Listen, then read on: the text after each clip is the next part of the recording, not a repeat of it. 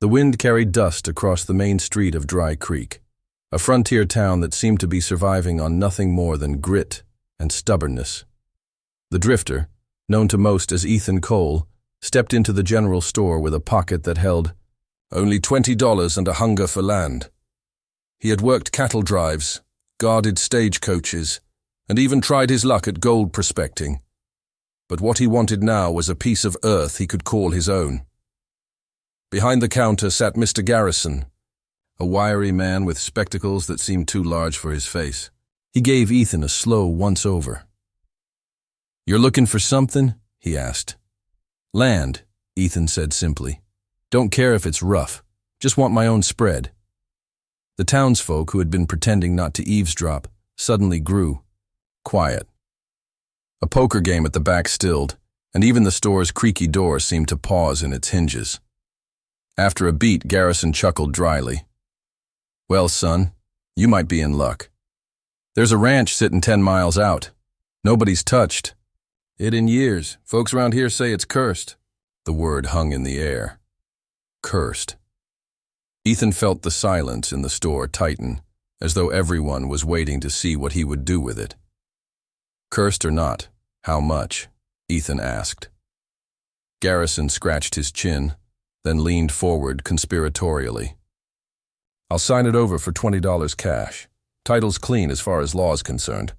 But," his voice lowered, "don't say I didn't warn you. Last man who bought it left before the week was done. Swore he saw things out there." Ethan's eyes narrowed, but he felt no fear. He'd lived through gunfights and stampedes. What could land possibly do to scare him away? He laid the bills on the counter, crisp against the old wood. "Then it's mine." The deal was struck. By the time Ethan rode out, dusk was painting the desert sky in streaks of purple and red. The ranch lay just beyond the hills, a shadowy silhouette against the fading light. The gate sagged on its hinges, and the field stretched empty, eaten up by weeds and time. The main house looked tired but solid, its windows like dark eyes watching. His approach, he dismounted, tied his horse to the rail, and pushed open the door. Dust motes swirled in the lantern light. Furniture sat beneath sheets, untouched for years. It smelled of wood rot and something faintly sour, like old secrets. But it was the barn that drew him. From the moment he had stepped onto the property, his horse refused to go near it, snorting and tugging back on the reins. The building stood tall and gaunt, its planks weathered gray, roof sagging but unbroken. A chill crawled down Ethan's spine, though the air outside was still warm. Just wind in the boards, he muttered to himself, shaking off the unease. He would inspect it later. For now, he rolled out his bedroll inside the house, lit a small fire in the hearth, and leaned back, thinking about the future. $20 had bought him land, water rights, a house, and a barn. To any man, that would be a bargain beyond belief. And yet, as the fire crackled low and the coyotes howled in the distance, Ethan couldn't shake the look in the townsfolk's eyes when they'd whispered about the ranch. It wasn't just land he had bought. It was a story, heavy with something no man wanted to inherit. And the night was only beginning. The desert was never truly silent. But that first night on the ranch felt different to Ethan Cole. The wind didn't just whistle through. The brush, it carried whispers, faint and sharp, like words lost in the air. From the house's cracked window, he could see the barn outlined against the moon, tall and stiff like a sentinel keeping watch. He poured himself a tin cup of coffee boiled black and bitter over the hearth fire. The warmth steadied his hands, though he wasn't sure why they trembled. He'd slept under the open sky for years, fought storms, endured nights where wolves padded close to the dying campfire, but never before had the quiet seemed so full of warning. His horse, Dusty, stamped and snorted restlessly outside. The animal tugged against the rail, shaking its mane as though invisible flies tormented it. Ethan stepped out onto the porch, the boards creaking under his boots. "Easy, boy," he called softly. "Ain't nothing out here but the night." But Dusty wasn't staring at the horizon. His ears pinned forward, nostrils flaring, all attention fixed on the barn. Ethan followed his gaze. The great wooden doors stood closed, but the wind made them groan, as if something inside pushed against them. The coffee turned sour in his mouth. He spat into the dirt, forcing a laugh. Hell, must be rats. Maybe a coyote holed up in there. Still, his hand drifted to the Colt at his hip. He had learned long ago never to ignore his gut, and his gut now told him the barn was more than just a pile of timber. He waited until the moon climbed higher, silvering the land. Every minute his unease grew. The night seemed to gather its breath, holding it tight. Finally, Ethan snatched a lantern from the wall, lit it, and strode across the yard. Each step crunched on gravel that sounded too loud in the silence. He reached the barn doors. Dusty let out a shrill whinny, jerking at the rail until it nearly snapped. Ethan swung the lantern higher, its flame shuddering with his heartbeat. "All right then," he muttered. "Let's see what's got your tail twisted." He shoved the doors. They groaned open on rusted hinges, spilling the lantern's glow into the cavernous dark. Dust swirled thick in the air, and the smell hit him. Mold, old hay, and something metallic, faint like rust or dried blood. The rafters stretched high, crossbeams like the bones of some great beast. Stalls lined the sides, empty but for cobwebs. For a moment, nothing stirred. Then he heard it, a rope creaking above him, slow, heavy, measured, like the weight of something swaying back and forth. Ethan's chest tightened. He raised the lantern and froze. From one of the rafters hung the figure of a girl, white dress torn and stained, long hair trailing like a dark river. Her head lolled to one side, face pale in the flickering glow. Her feet dangled limp, not touching the ground. The rope groaned again as her body swayed in the stale air. Ethan's breath hitched. His hand reached for the Colt but stopped short. What bullet could help against this? The girl's eyes opened. For a heartbeat, they glimmered with something unearthly, an icy blue fire that pierced straight into him. Ethan stumbled back, lantern quivering in his grip. His throat tightened. To cry out, but no sound came. And then, nothing. The rope was empty. No girl, just rafters and dust. Only the echo of his own ragged breathing filled the barn. He backed out slowly, refusing to turn his back on the shadowed interior. When the door shut, the night air rushed him like salvation. Dusty screamed and kicked against the rail, foam at his mouth. Ethan stood in the moonlight, staring at the barn, lantern trembling in his hand. His jaw clenched. Whatever he had seen, or imagined, was no trick of rats or coyotes. The ranch he bought for $20 had just bared its first secret. The lantern's glow still shook in Ethan's grip as he stood outside the barn, sweat cooling cold on his brow despite the desert night. His chest rose and fell hard, each breath sharp as if he'd just run a mile. The girl, no, the vision, had been so clear, so real, that his body still braced for the weight of her eyes staring into him. He wanted to tell himself it was exhaustion, that the long ride, the bargain, the nerves of owning land for the first time had knotted his mind. But the creak of that rope, it still echoed in his ears, steady as a death knell. Dusty stomped and snorted behind him, pulling at the reins until Ethan untied him, letting the horse pace freely. The animal circled the yard, wide-eyed and uneasy, but wouldn't go near the barn's shadow. Animals knew things, Ethan thought. Things a man couldn't put to words. He could have walked away right then. Could have saddled Dusty, ridden back to town, and pretended he'd never laid eyes on the place. But something in him, some stubborn piece that had survived too many years on the road, rooted him to the ground. The ranch was his. Whatever haunted it, he'd face it. So he went back in. The barn swallowed the lantern light like it was hungry for it. Every creak of the floorboards echoed too loud. He forced himself to walk beneath the rafters, his eyes fixed upward. The beam, where she'd hung, stretched empty now, only rope fibers fraying from a nail. Yet he swore he could still see the indentation of weight, like something unseen had pressed into the wood for years. He walked the length of the barn, boots stirring. Up stale hay. The stalls smelled faintly of rot, though no carcass lay there. When he reached the back, he noticed deep scratches in the boards, long and desperate. Fingers, not tools. The wood bore grooves like someone had clawed at it, fighting to get out. His throat tightened. Whoever that girl was, she hadn't just appeared by chance. This barn held her story, and it was carved into the timber itself.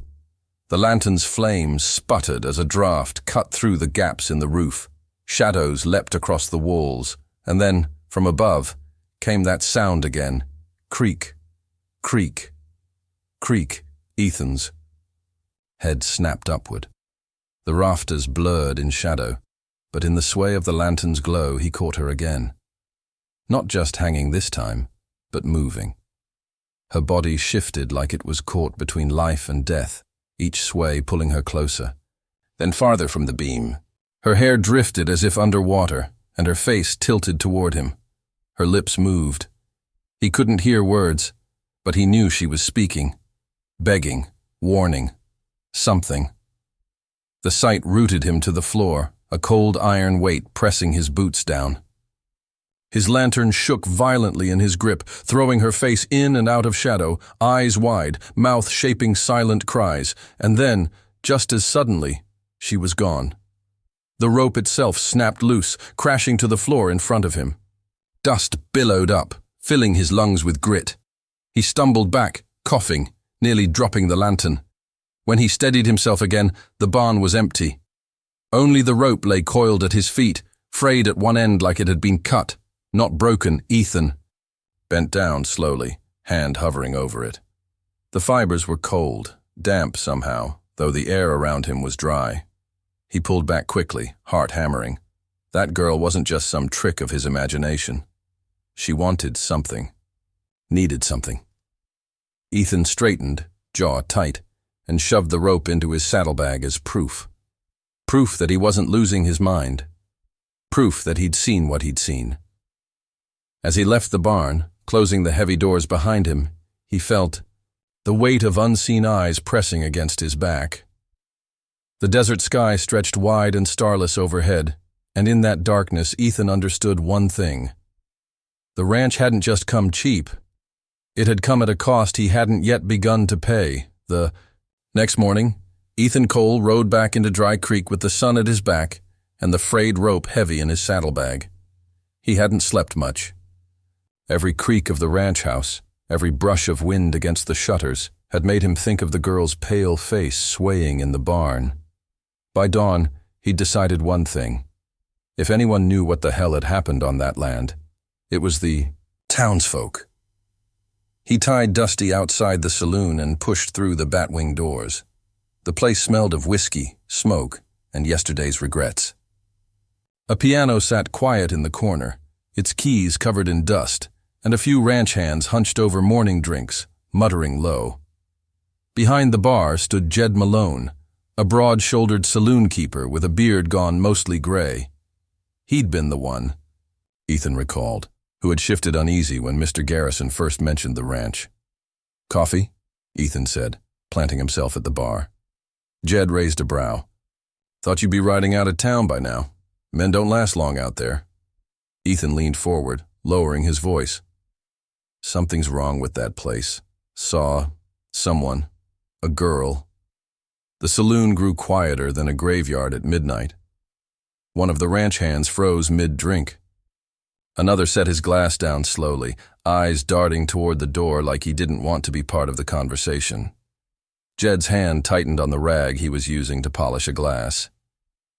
"Best advice I can give you, stranger? Forget what you saw. Pack your gear, ride hard, and never look back." Ethan reached into his saddlebag and dropped the rope onto the bar. The frayed end spread like dead roots across the wood. "You call this forgetting?" he said, his voice steady but sharp. Jed's jaw worked as though chewing over a bitter memory. Finally, he poured himself a shot of whiskey and downed it in one swallow. Her name was Clara Dawson, rancher's daughter. Pretty little thing, bright-eyed, always running through town with a basket of flowers. Folks said she had a laugh like silver bells. But his voice lowered. She vanished. Some said she hung herself in that barn. Others swore her father killed her. Ethan frowned. And the truth? Jed leaned closer, his eyes narrowing. Truth is, nobody dared find out. Her pa, William Dawson, was a mean bastard. Had money, land, and a temper like gunpowder.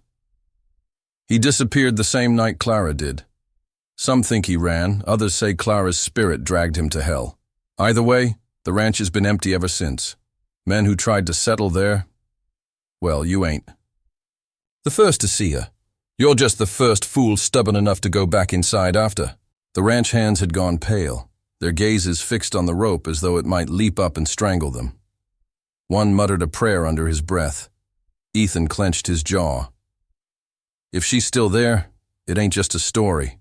She's trapped, and I'll be damned if I ride off leaving her like that. Jed slammed his hand against the bar, startling everyone. Don't you understand, boy? That land eats men alive. Whatever happened there, it's soaked into the dirt. Best thing you can do is leave it buried. But Ethan had heard enough. He gathered the rope, shoved it back into his saddlebag, and stood. Buried secrets got a way of clawing themselves out, he said quietly. As he walked toward the door, the room remained frozen in heavy silence. Only when the batwing swung shut behind him did the muttering begin again, low and fearful. Outside, Ethan mounted Dusty and glanced back once. The townsfolk might fear the story, but he had seen Clara with his own eyes. She wasn't a legend. She was real, and she was waiting. Whatever dark truth the ranch held, Ethan knew he was riding straight into it. And there was no turning back now. By the time Ethan rode back to the ranch, the sun hung low, bleeding orange across the horizon. The land looked even lonelier than before. The barn loomed ahead, its roofline jagged against the sky, and the house stood silent, windows black like hollow eyes. He dismounted, tied Dusty where the horse could graze, and walked toward the porch. The townsfolk had given him Clara Dawson's name. It clung to him like dust he couldn't shake off. Clara. The girl wasn't just a ghost now. She had been someone, a daughter, a soul with laughter, with a life stolen. Inside the house, Ethan lit the lantern again. Dust swirled in the glow. The room smelled of old wood and abandonment, but he forced himself to search every corner. He started with the parlor, overturned chairs, a fireplace lined with cold ash, a family Bible thick with dust. William Dawson's name was scrawled in the margins in a heavy hand. Upstairs the air grew heavier. He found 3 bedrooms, one large with a canopy bed, one small for guests, and the last painted in peeling lilac. The moment he stepped into the lilac room, he knew it had belonged to Clara. The walls bore faint flower patterns, faded with age. A small vanity sat near the window, its mirror cracked. Dusty perfume bottles lined the top, some toppled, others still holding faint traces of rosewater. On the dresser, he found a silver hairbrush, its handle engraved with the initials C.D. Ethan picked it up carefully. A few strands of pale hair clung stubbornly to the bristles. His chest tightened. Clara Dawson wasn't just a story whispered in saloons. She had sat here, brushed her hair here, perhaps dreamed of love, of a future far from her father's cruelty. A trunk at the foot of the bed yielded more. Dresses folded neatly, shoes worn soft at the soles, and at the very bottom, a diary wrapped in cloth. Ethan set the lantern on the floor and opened it. The handwriting was delicate, looping, unmistakably a young woman's. The entries began simple. Notes about feeding the chickens, tending the garden, longing to see more of the world beyond Dry Creek. But as he turned the pages, the tone shifted. Father's temper grows worse. He drinks late into the night and shouts at the ranch hands. Sometimes I fear him more than I fear the storms. I heard a gunshot tonight. Father said it was coyotes, but I saw blood on his boots when he came inside. The last entries chilled him. Someone followed me to the barn. I think Father knows. I don't feel safe anymore. I keep hearing creaks above me, like the rafters are waiting for me. The writing grew shaky, smudged, as if written in a hurry. If anything happens, know that I did not take my own life. Ethan's hand gripped the book tight. His jaw clenched. Clara hadn't chosen a rope. Someone had put it there. The lantern flickered, casting shadows that seemed to stretch and shiver along the lilac walls. For a moment, Ethan thought he heard a faint sob behind him, the fragile sound of a young woman crying. He turned sharply, but the room stood empty. The perfume bottles, the mirror, the diary, silent witnesses to a story cut short. He tucked the diary into his coat. Clara had left her truth hidden, waiting for someone to find it, and Ethan would not let it be silenced again. As he left the room, the floorboards creaked behind him like a second set of footsteps. He paused, lantern raised, but saw nothing, only the long hallway stretching ahead. Still, he knew he wasn't walking alone anymore. Clara Dawson's presence clung to the house, urging him forward, guiding him toward answers buried in blood and shadows. The nights that followed blurred together, each one heavier than the last.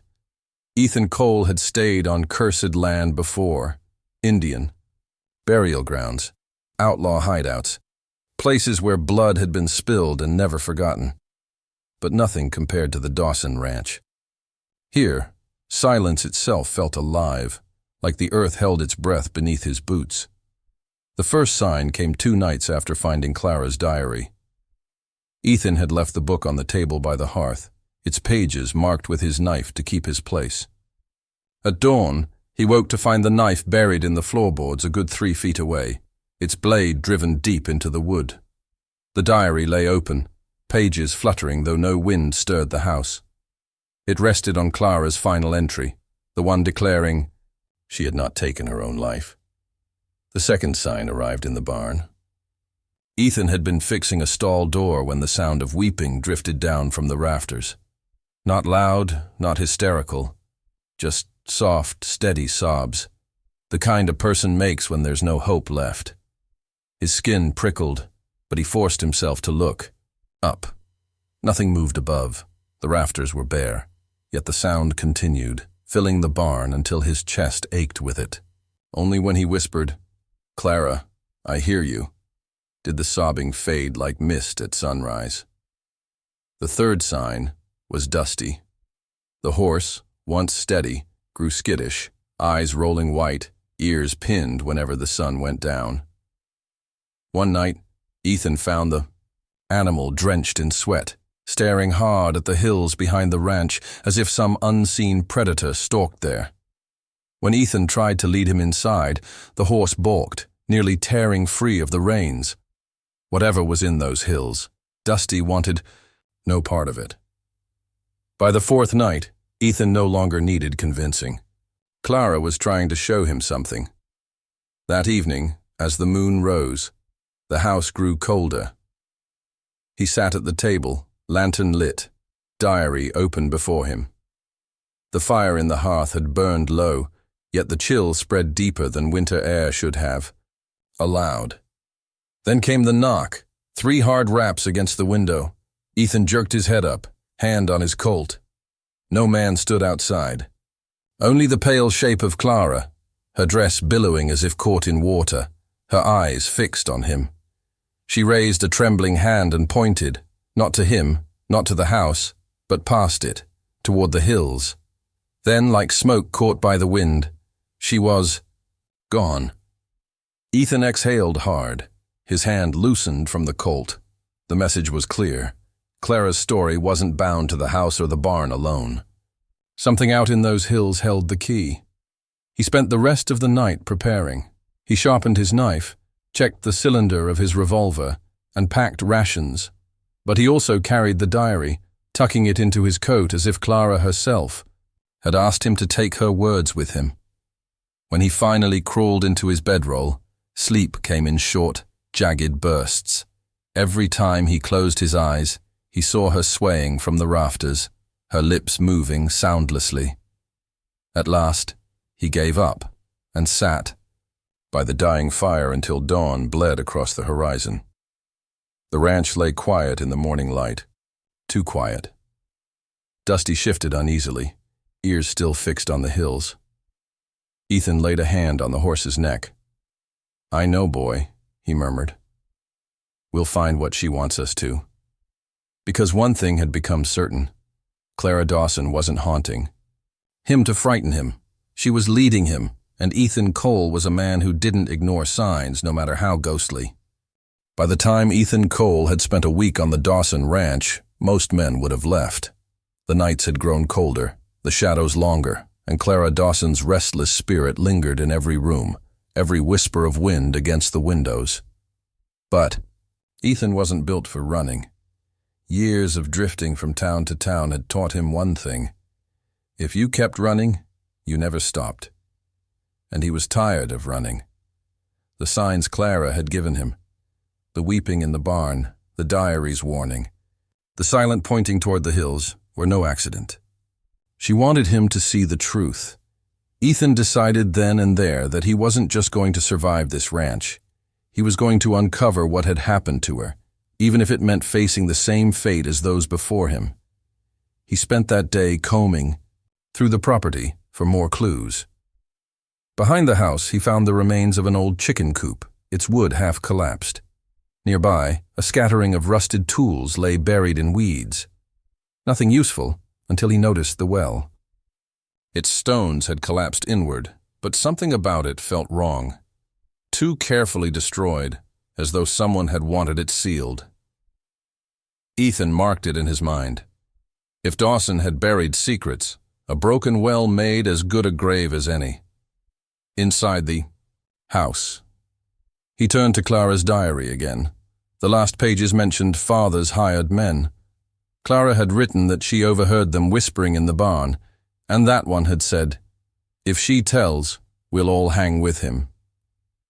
That line struck Ethan hard. Clara hadn't just been silenced. She had been silenced by more than one man. The realization stoked a fire in him. Clara hadn't stood a chance, but maybe he did. That evening, Ethan saddled Dusty and rode back into Dry Creek. The townsfolk stiffened the moment he stepped through the saloon doors, as though they expected him to be a ghost himself. He ignored the stairs and went straight to the bar. "Jed," he said flatly. "I need names. Dawson's hired men. Who were they?" Jed Malone's face hardened. "Why stir that nest, Cole? Those men are dust in the ground or long gone by now." "Names," Ethan pressed, his voice low but iron steady. The room grew tense. Finally, Jed sighed and leaned close, his voice a rasp. "There were 3 of them, Briggs, Carter, and Lyle. Mean lot, followed Dawson like dogs after a bone. Last anyone heard, Briggs drank himself to death, Carter skipped town, and Lyle's still around. Lives in a shack up in the hills. Folks say he don't talk to nobody. Maybe that's who your ghost wants you to find." Ethan's eyes narrowed. "The hills." Jed grunted. "Yeah, but you won't like what you find up there." Ethan finished his drink, left the money on the counter, and turned to go. Every pair of eyes in the saloon followed him, some filled with fear, others with pity. Back at the ranch that night, Clara appeared again. He had just stoked the fire when the air grew cold. She stood near the window, her white dress glowing faintly, her hair drifting like smoke. Her lips moved, whispering words he still couldn't hear. Then she lifted her hand again, pointing, always pointing toward the hills. Ethan nodded. "I hear you," he said softly. "I'll go." The lantern flame shivered, as if in answer. before her image dissolved into the shadows. Ethan Cole had faced gunmen, outlaws, and storms that could tear the flesh from a man's bones. But this was different. This was a promise. To a girl who had been silenced in life, but refused to rest in death. And he wasn't about to break it. The hills behind the Dawson ranch rose in jagged layers of rock and mesquite, their shadows stretching long in the morning sun. Ethan Cole rode Dusty up the narrow trail, the horse's hooves crunching over loose stones. He carried Clara's diary tucked inside his coat, the frayed rope tied to his saddle. If Clara was pointing him here, then this was where the truth lay buried. The air grew still the deeper he rode, as though the land itself held its breath. Dusty's ears pinned flat, and he tossed his head nervously. Ethan soothed him with a pat to the neck. "Easy, boy. We'll face it together." At the crest of the ridge he spotted it, a leaning shack, more ruin than shelter, tucked into a hollow of rock. Smoke drifted faintly from its chimney. Somebody still lived here. Ethan dismounted, tied Dusty to a scrub oak, and approached with a hand resting on the colt at his hip. The door sagged open on squealing hinges when he knocked. Inside sat a man hunched over a table, thin as a scarecrow, beard tangled, eyes hollow.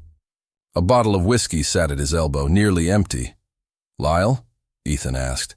The man's head jerked up. His eyes were bloodshot, wild. For a moment, he looked like he'd seen a ghost himself. "Who's asking?" "Name's Cole. I bought the Dawson ranch."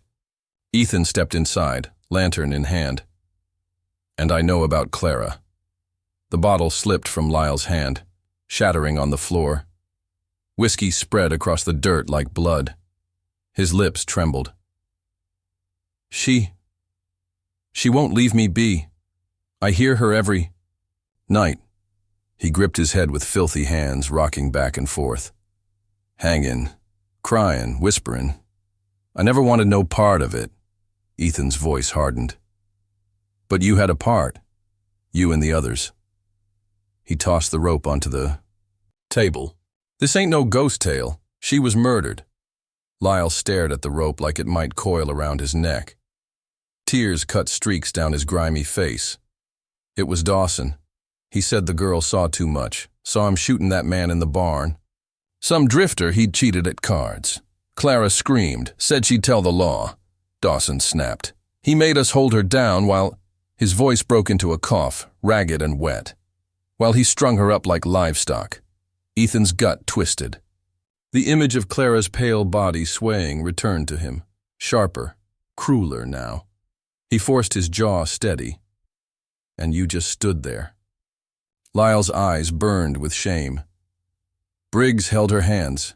Carter tied the knot. Me, I couldn't move. I heard her praying, begging for mercy.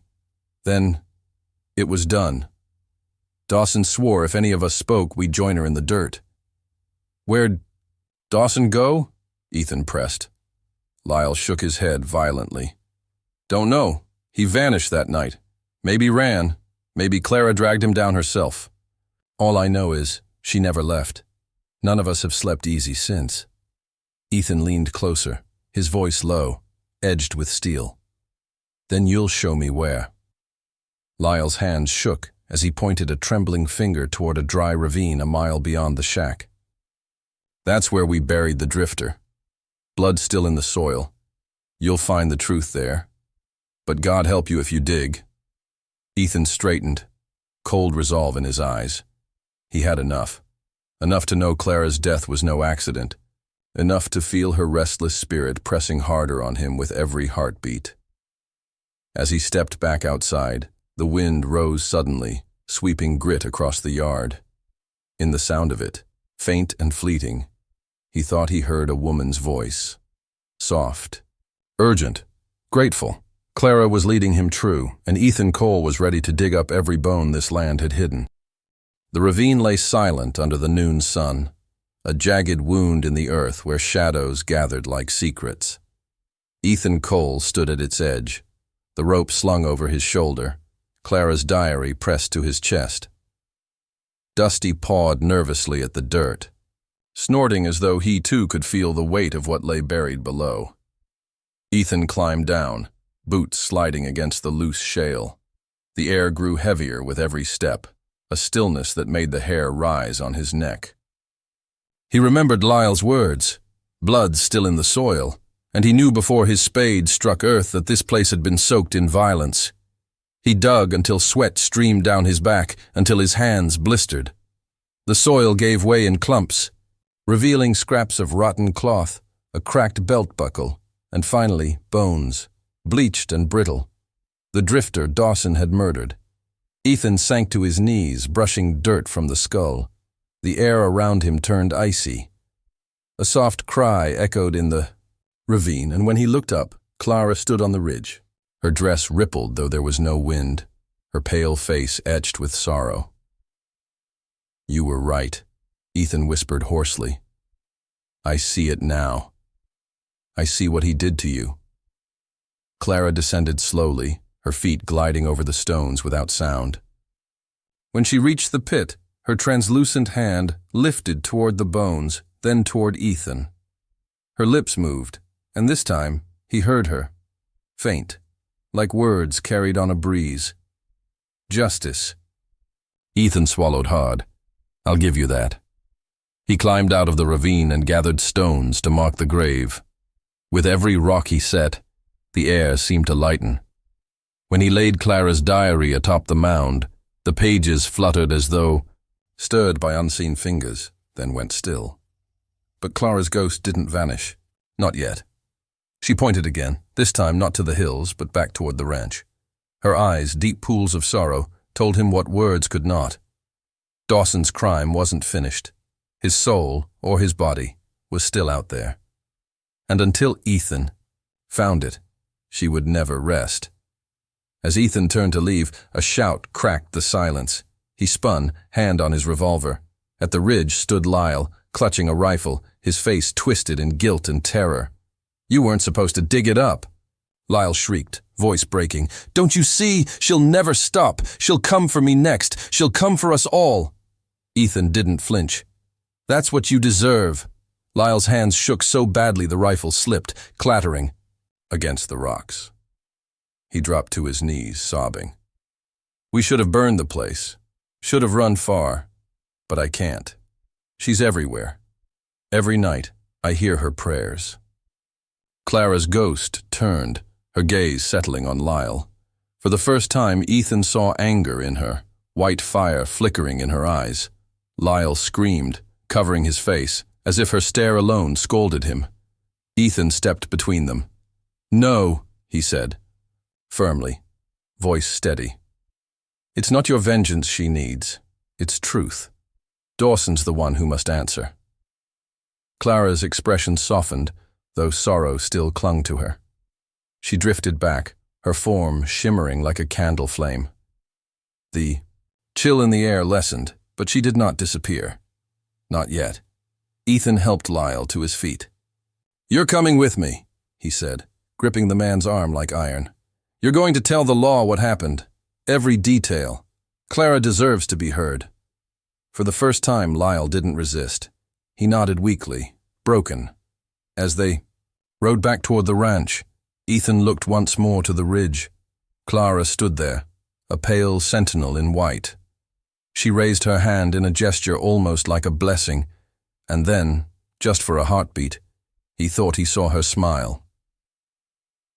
The promise of release was near, but the final reckoning was yet to come. Dry Creek was not a town built for justice. Its streets were lined with false front saloons and crooked card tables, and men with quick tempers and quicker guns. But when Ethan Cole rode in, leading a broken Lyle by the reins, people stopped what they were doing. They stared. For the first time, the Dawson name, long whispered, long feared, was spoken aloud. Ethan marched Lyle straight into the sheriff's office. Sheriff Grady, a heavy-set man with a mustache like a broom, looked up in surprise. "What's this?" he asked. Ethan shoved Lyle forward.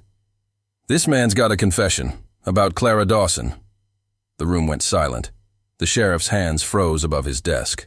For years, Clara's name had hung like a ghost over Dry Creek, but no one dared speak it. "Tell him," Ethan demanded. Lyle trembled, sweat running down his face. At last, the words spilled out. About the drifter Dawson shot, about Clara's screams, about how they'd held her down while Dawson tied the rope. His voice cracked, breaking under the weight of his guilt. Sheriff Grady's face darkened. He poured himself a stiff drink, then downed it in one swallow. "Lord Almighty," he muttered. "All this time." He slammed a hand against the desk. Dawson's ranch was cursed because Dawson himself cursed it. Ethan leaned forward. "Where is he?" The sheriff hesitated. Then, with a sigh, he said, "Rumor has it Dawson never left. Folks say he's been hiding in the canyons south of here, living like a coyote. Never dared show his face again." Ethan's jaw tightened. Clara's spirit wouldn't rest until Dawson was found. That evening, Ethan rode into the canyons. The red rocks glowed under the dying sun, and the air carried the smell of dust and sage. He tracked signs, ashes from a campfire, bootprints in the sand, a half-gnawed rabbit carcass. Dawson was here. At last, Ethan found him. John Dawson sat hunched beside a fire, his once proud frame wasted, his beard tangled and wild. His eyes gleamed when he saw Ethan, but there was no welcome in them, only madness.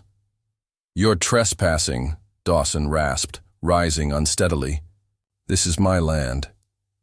"This land belongs to the dead now," Ethan said coldly. "To Clara." At her name, Dawson's face twisted. "She was weak. She would have ruined me. I did what I had to do." He pulled a revolver from his belt, though. His hand shook. "And I'll do the same to you." The gunsmoke duel was over in seconds. Dawson fired first, wild, desperate. The bullet chipped rock by Ethan's shoulder. Ethan's Colt barked once, clean and final. Dawson staggered, clutching his chest, then fell into the dust. The canyon fell silent, and then the wind shifted. Ethan turned. Clara stood a few paces away, bathed in the pale light of the rising moon. Her face was no longer twisted in sorrow, but serene, radiant. The rope marks around her neck faded, replaced by a soft glow that seemed to free her from the weight of the earth. Ethan removed his hat, bowing his head. "It's done," he whispered. Clara's ghost raised a hand in farewell. Her lips moved. One last time, the faintest whisper reaching him. "Thank you." And then she was gone. The canyon grew warm again, the air lighter, as though the land itself sighed in relief. Ethan holstered his Colt and looked down at Dawson's body. Justice had come at last, though too late for Clara's life. Still, she was free now. And the ranch he had bought for $20, once a curse, was no longer haunted by chains of sorrow. Ethan rode back toward Dry Creek under a sky full of stars. For the first time in years, he felt something stir in his chest. Peace. Maybe, just maybe, the restless drifter had found a home, and somewhere, in the silence of the night, he thought he heard a girl's laughter, light, free, carried away on the wind.